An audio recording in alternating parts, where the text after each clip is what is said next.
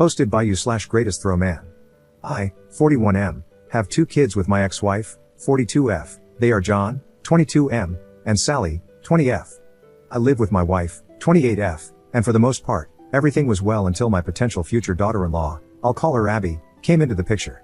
My son is engaged to Abby, who seems nice but has been a bit pushy in trying to build relationships with me and my wife, though she's also a bit awkward with her. Abby isn't close to her family, and she has told us many stories about why. While some of her complaints don't seem that bad, it's not my place to judge, and I didn't live through it, so I can't really know. We've tried to be welcoming, but Abby has forced her way into some family traditions where she wouldn't have been invited, and into some where no one outside of specific family would have been. She has been calling Sally sis since they had only been dating a few months, and she has this odd sister/mother-in-law dynamic with my wife. The one I'm not a fan of is that she wants me to be like a father to her. Not because we've clicked or anything, we are very different people. I'm not saying that in a bad way, just pointing out that it's not based on how we get along or anything. My kids and I have a tradition when they come over where we have a private catch-up in my office/study before they leave. This is now even more important to them because, while they both get along well with my wife, they don't yet want to have personal conversations around her. Abby asked if we could talk, and after I explained the tradition, John later asked if I could do it, saying she had never had a caring conversation with her dad. We compromised by not including her in the tradition, but I did join the 2 of them for coffee and let her talk. Then she started calling me dad, and they weren't even engaged yet. John pulled me aside and begged me to let her do that, explaining that I had always been the father she wanted, right in front of her. He said she just wanted that, and told me she cried watching me and Sally interact, wishing she could experience a father/daughter bond like that. I didn't like it, but I did feel bad, so fine, I gave her that. Now, she wants me to walk her down the aisle and do the father/daughter dance. I don't want to walk her down the aisle, and I walk with a cane, so dancing is hard. At my own wedding, I only danced twice. John is begging me to do one, preferably the aisle. They came over on Sunday, and John and I were talking. I thought it was a good time to address the situation when Abby walked in without knocking, asking if he had told me yet. I asked, told me what? John said she wanted me to mention having a second daughter now in my speech and say how I loved her. I just looked at him. She then asked if I would walk and dance with Sally at the wedding, and I said, of course. To which she yelled, I'm your daughter too, and I responded that it will never be the same, Sally is my actual daughter. I tried to explain that I would talk about her being a happy addition to the family and how much I love how happy she makes John, which I thought was a good compromise, but she started crying. John apologized, and they left. He called me when they got home, nearly begging me to agree. Am I wrong because I won't lie and say I love her or that she's my daughter? Update 1 month later. I had planned to write this sooner, but life got in the way in a couple of really good ways. However, since people were helpful and asked for updates, and I have a surprise-free day, here it goes. On Mother's Day, my kids and their partners went to visit my ex-wife. It turns out my ex-wife and Abby are a lot closer than I realized. Abby calls her mom, which is part of where all this is coming from. Apparently, my ex has been encouraging it. During their Mother's Day conversation about the wedding, whenever Abby referred to me, it was as dad. My son apparently told her to let it go, which led to some yelling. Abby was talking about how she deserved to be my daughter, with my ex agreeing and telling her that she was right. My son was trying to explain that I am making an effort and that Abby should be more realistic about things. Sally then told Abby that I only have one daughter, which was apparently a response to Abby saying that as my daughters, they should be united. According to my son, Abby was crying, but Sally said she was crying, yelling, and even kicked something before going to her room. Sally also told me that she went off on their mom, but she won't elaborate, so I don't know exactly what was said, but knowing Sally, it wasn't pretty. Around 2 a.m., I got a text from Sally's partner's phone that said, Abby really is great, she hasn't been perfect, but you should give her a chance and you will learn to love her. I saw it when I woke up and tried to text back, but I was blocked. So, I called Sally, but they were driving at the time. Later that day, they stopped by my place because I'm on the way, and my daughter prefers my drinks and cooking. They filled me in on what happened the night before. At the end of the visit, I asked to speak to Sally's partner alone. I asked if I had done something to upset her, and she looked confused. I explained that I was blocked. She insisted that I wasn't, but when she checked her phone, it turned out I was. I mentioned it happened after her message, and she asked, what message? I showed her the text, but it wasn't on her phone anymore. At that point, we brought Sally in and caught her up. Neither of them were happy about it. A couple of days later, John and Abby dropped by unannounced, not something we really do in this family, but okay, fine. I had made salmon, which doesn't take long to cook, so I prepared 2 more. My wife served while I made drinks. The entire night was Abby trying to bring up the wedding, with John repeatedly trying to change the subject, but Abby wouldn't let it go. We were discussing logistics, as I'm helping them get some good deals through professional contacts I have, when Abby finally said, so I was talking to mom, and she said that you can walk me down the aisle and she'll do the dance, or you can dance and she'll walk. It's your call, but you need to choose soon. I reiterated that I couldn't dance. She tried to argue that I had danced a little at my wedding, but I made it clear that was different, and that I didn't feel comfortable walking her down the aisle. She got upset and said, "Mom loves me, why can't you?" I felt bad, but I couldn't lie. I pointed out that she had John, my ex-wife, and all their friends, all people who loved her.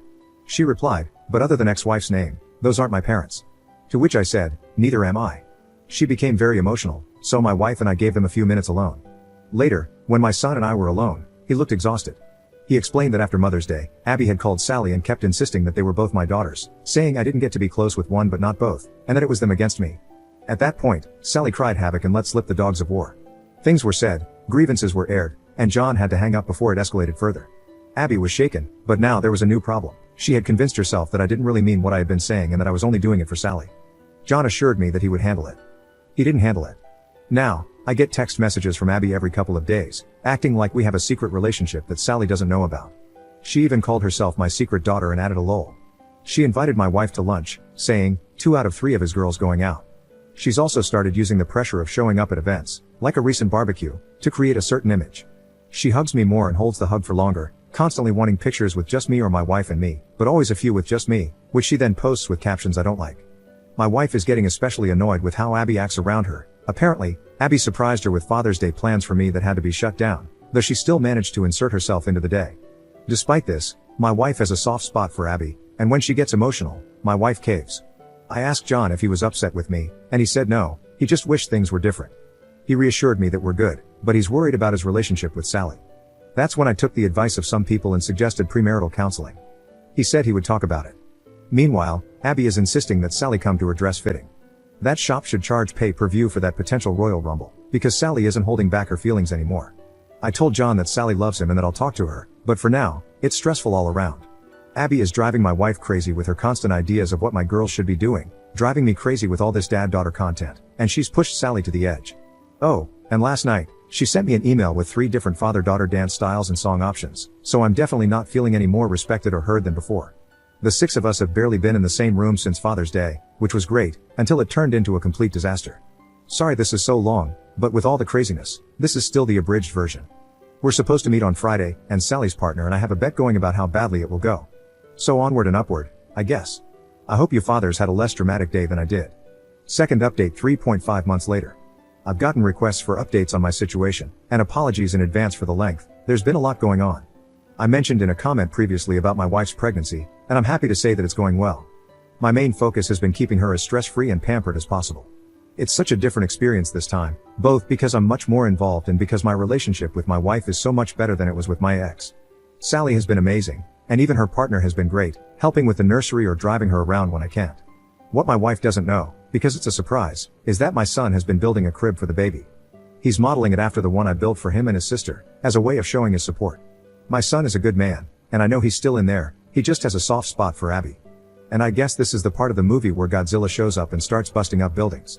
I called a family meeting with my kids to address the situation. I told John that Sally would only participate in the wedding activities she actually wanted to, and that the guilt-tripping requests had to stop because it was damaging his relationship with her. Sally was relieved that I said it, so she didn't have to do it yet again. I also told him that if he didn't stop Abby from messaging me, I would block her and give her a blunt, honest explanation as to why. We got a lot out in the open, and John seemed to understand. But then, a few days later, they insisted on coming over to talk again. Sally and I decided we would lay everything out on the table this time. We all ate at our place, and Abby immediately started talking about baby shower plans. I told her that was exactly the kind of thing we wanted to discuss. I explained that I understood she's been trying to fill a void in her life, thinking she was gaining a father, a second mother, since she calls my ex-wife mom, and a sister. I told her that while it was still possible to build those relationships, she needed to start listening to us and respecting our boundaries. For the sake of family, I offered her a fresh start, on the condition that moving forward, she would respect those boundaries. My daughter wasn't thrilled with the idea, but because she loves her brother, she was willing to give it a try. Abby tried to suggest that since we were starting fresh, we could define the relationship and just be a family right away. We told her we weren't ready for that it needed to develop naturally. She got upset, pointing out that I'm closer with my daughter's partner, which is true, but that's simply because we get along. She felt she deserved the same closeness for trying so hard. My daughter responded by saying that trying things we actually want would be more effective. That's when Abby ran to our bathroom, and John followed her. After a while, I checked on them and overheard her repeating, "This is not what I wanted." My wife, daughter, and her partner went out to the patio to give them privacy and salvage the night. After a bit, I got a text saying they had just left. I checked in with John the next day, and he said they talked more at home, and Abby understood.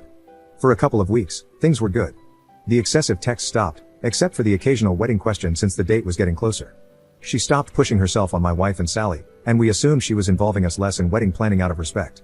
They knew they only got the venue at the rate they did because of my professional connections, and I had made it clear that I was willing to help but wasn't interested in being part of the planning, even if I am good at event planning.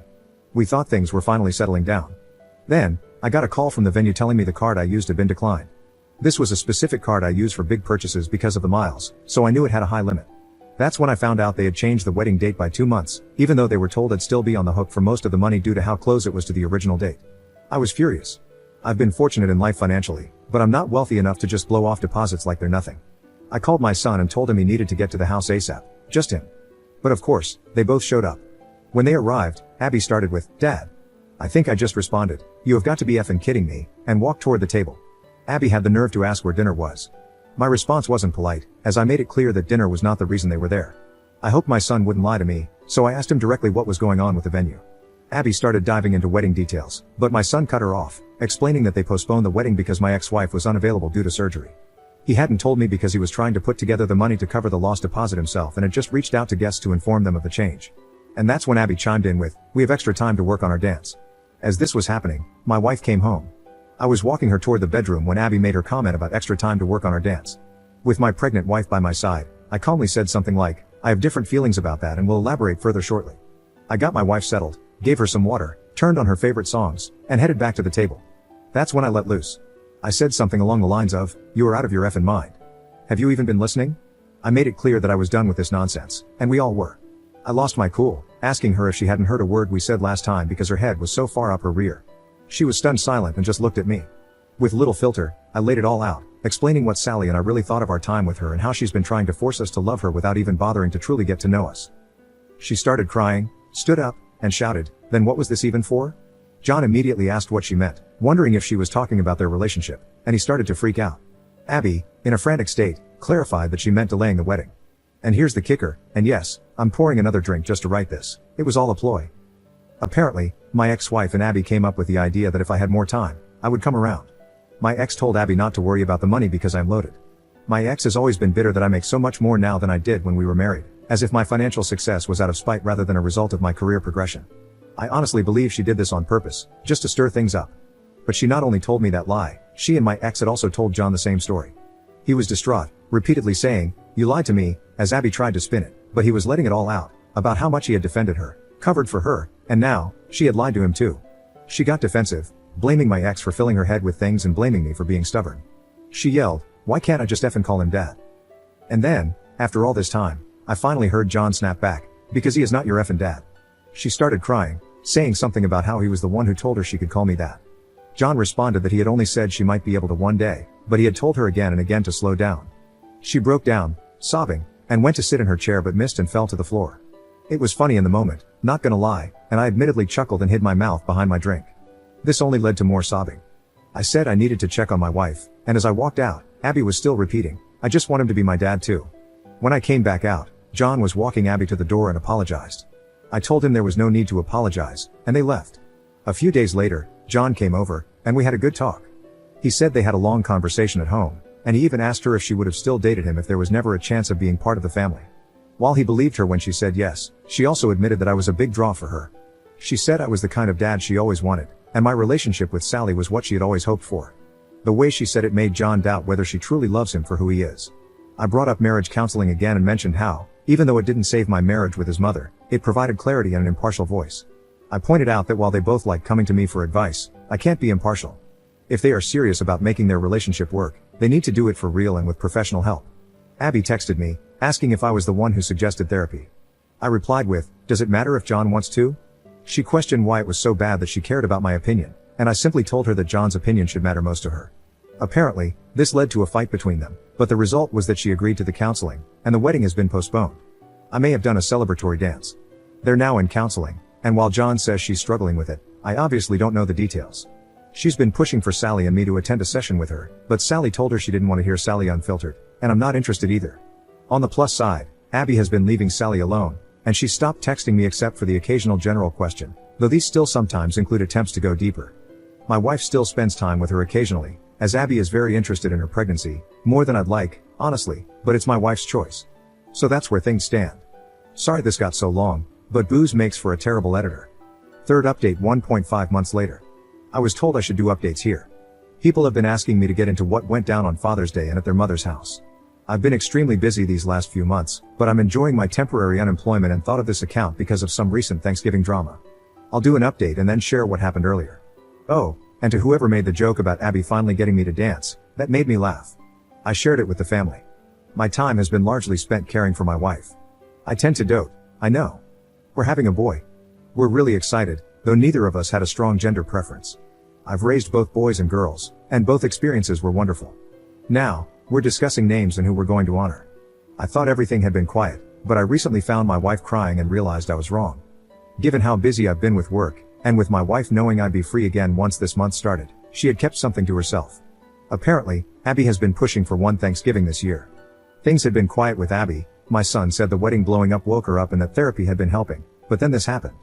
My understanding is that while John has been talking less with his mother because of everything that happened, Abby has done the opposite. From what my wife told me, Abby dropped by one day with my ex-wife. My wife intensely dislikes my ex-wife because of the lies she spread about our first marriage ending due to infidelity with her. There was no infidelity, and the linear nature of time makes it impossible for us to have slept together back then. Before anyone asks, my ex-wife doesn't actually believe there was infidelity. I could get into that, but I'm sure I'd sound biased. Anyway, my wife looked at our camera app, saw who it was, and called my daughter. Apparently, the two of them had been keeping this from me because I was working 18-hour days, and they didn't want me dealing with anything else. I wish they hadn't done that, but I appreciate the thought. I'm really lucky to have such caring people around me. My daughter called her mom and said something that made them leave in a hurry. She won't tell me what it was, but she smiles when I ask. I called John, but he was dealing with some hard work news, so I just focused on being there for him and left the other matter alone. The next day, Abby came back, this time alone. My wife saw it was her and asked through the door what she wanted. Abby said she wanted to apologize. My wife let her in, she's too nice, and after a pleasant talk, Abby asked about the whole family getting together for Thanksgiving. My wife said, of course, assuming that was already the plan. A couple of days later, in our group chat, we were discussing details, who's bringing what, and Abby asked what else was needed. I said John had already committed, and she asked, what about ex-wife's name? What should she bring? In all the time I've known Abby, she's never made an intentional joke that funny. So I asked what she was talking about. She mentioned the whole family comment. My daughter and I both asked what made her think we counted my ex-wife as family. She actually replied, she is my family. I don't have a dad who wants me, just a mom, and my mom deserves to be with family on Thanksgiving. Sally replied, well, we'll miss you and John then. Abby asked how she could say that. Sally asked how Abby could be so stupid. John said not to call her stupid, and I agreed, that was fair, but I pointed out there was no real way Abby thought my wife meant my ex-wife when she said family. At this point, my wife had filled me in. And then, this is so stupid, Jesus Christ, she used my son's phone to add my ex-wife to the group chat. My ex-wife then thanked us for the invitation and asked what she could bring. As I was typing a reply, my daughter beat me to it and asked what my ex-wife thought she was doing. She made it clear that my ex-wife knew she wasn't welcome, but said it much less politely. My wife added, you couldn't have thought she was included when I said family. Abby responded that my ex-wife wasn't coming as my family but as hers. Sally let her mom have it. She already doesn't talk to her much and said if my ex-wife was there, then she wouldn't be. I clarified that there was never a chance my ex-wife was coming and added that I understood Abby and John wanting to go to their mom's house so she wouldn't be alone. John typed, plans not definite, we'll let you know.